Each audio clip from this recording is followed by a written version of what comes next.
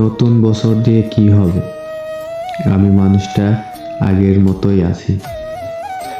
আমি নিজেকে যত বদলানোর চেষ্টা করেছি, আমার দ্বারাই সম্ভব হয়ে ওঠেনি।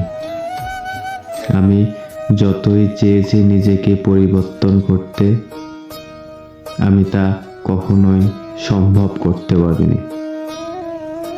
আমি কখনো মানুষের মায়া কাটিয়ে উঠতে পারিনি, তো আবার নতুন বছরকে কিভাবে নিজের করে নিতে পারি?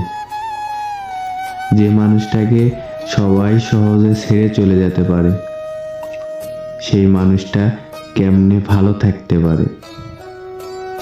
আমি মানুষটা সবাইকে খুব আপন করে নিতে পারি, কিন্তু আমাকে তো কেউ কখনোই আপন ভাবেনি। আমাকে যদি কখনো কেউ আপন ভাবতো, তাহলে এই ছোট্ট জীবনে আমাকে আর এত কষ্ট পেতে হতো না। আমার মতো করে আমাকে যদি কেউ একটু বোঝার চেষ্টা করতো, তাহলে আমি এই ছোট্ট জীবনে অনেক দূর এগিয়ে যেতে পারতাম। তাই তো বলি, নতুন বছর দিয়ে আর কি হবে? আমি মানুষটা তো সেই আগের মতোই থেকে গেলাম।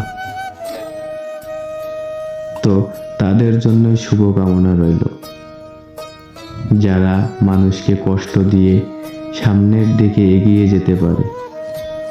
তারাই না হয় নতুন বছরটা সাজিয়ে গুজিয়ে আরো সুন্দর করে তুলুক, এটাই আমি তাদের কাছে আশা করি। কিন্তু আমি মানুষটা কখনো নতুন বছরকে নিজের করে নিতে পারি না।